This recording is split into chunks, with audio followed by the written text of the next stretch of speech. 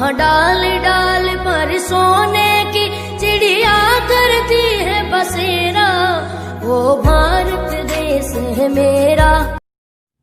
भारत का न्याय पद्धति का नाश हो जाएगा तो भारतीय समाज टूट जाएगा, ऐसे ही मैकॉले एक बात कहता था। मैकॉले की लिखी हुई एक चिट्ठी है राजीव दीक्षित जी के पास। इसकी फोटोकॉपी लंदन में एक लाइब्रेरी है, उनका नाम है इंडिया ऑफिस लाइब्रेरी, वहाँ से राजीव दीक्षित जी ने निकलवाई। इंडिया ऑफिस लाइब्रेरी ऐसे ही कुछ 50,000 से ज़्यादा डॉक्यूमेंट्स राजीव दीक्षित जी निकलवा के लाए हैं और ये चिट्ठी लोगों की मदद से राजीव जी ने निकलवाई। तो उनमें एक चिट्ठी है मैकॉले की, वो उसने अपने पिताजी को लिखी है। जब वो यहाँ ऑफिसर बन के आए हैं तो मैकॉले क्या लिख रहा है कि भारतीय समाज को अगर बर्बाद करना है तो भारतीय न्याय पद्धति बर्बाद करो। तो वो करने के लिए उसने आईपीसी बना दिया, सीआरपी बना दिया, सीपीसी बना दिया। दूसरी बात वो कहता था कि भारतीय समाज को बर्बाद करना है तो भारतीय शिक्षण पद्धति का नाश करो। तो मैकॉले कहा करता था कि भारतीय शिक्षण पद्धति है, वो खुद मानता था इस बात को, ये दुनिया की सबसे ज़्यादा विकसित और सबसे अच्छी पद्धति है। क्या होता था, यहाँ गुरुकुल चलते थे और गुरुकुलों में विद्यार्थी पढ़ते थे और विद्यार्थी 20 साल तक 25 साल तक ब्रह्मचारी का पालन करते हुए शिक्षा ग्रहण करते थे, संस्कार प्राप्त करते थे और वो संस्कार लेकर समाज में जाते थे। उन्हीं संस्कारों से संस्कृति बनती थी और वही संस्कृति भारतीय संस्कृति बनती थी। बड़े बड़े ऋषि थे, मुनि थे, सबसे बड़े ज्ञानी थे, महात्मा थे, वो गुरुकुलों को चलाया करते थे और सारे के सारे गुरुकुलों जो चलाया करते थे उनमें वेदों का अध्ययन, पुराणों का अध्ययन, उपनिषदों का अध्ययन, जो भारतीय ज्ञान है, जो भारतीय मनीषा है, उन्हीं सब का अध्ययन संस्कृत के माध्यम से चलाया जाता था।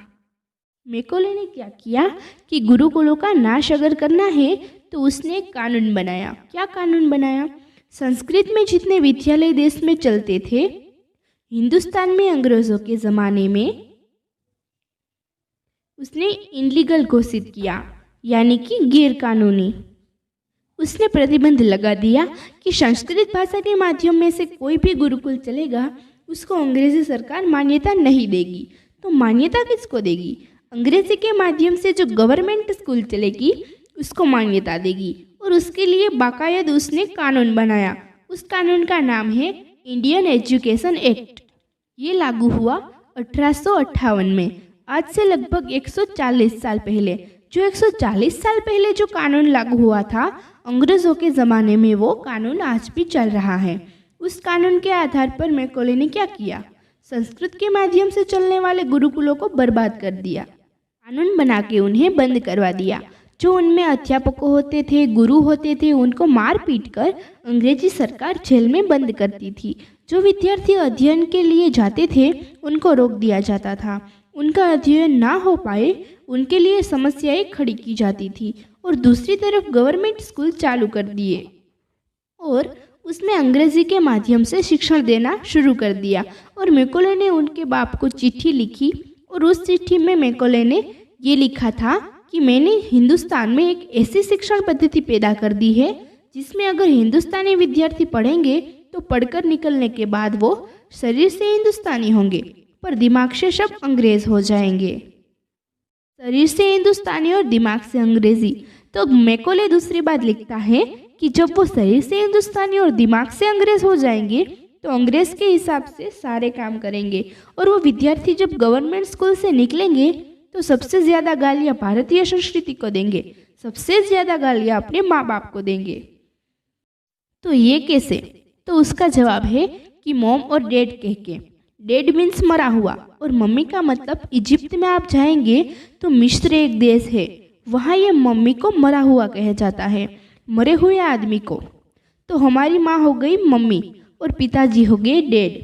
आया कहाँ से ये? मैकॉले ने डाल दिया हमारे दिमाग में।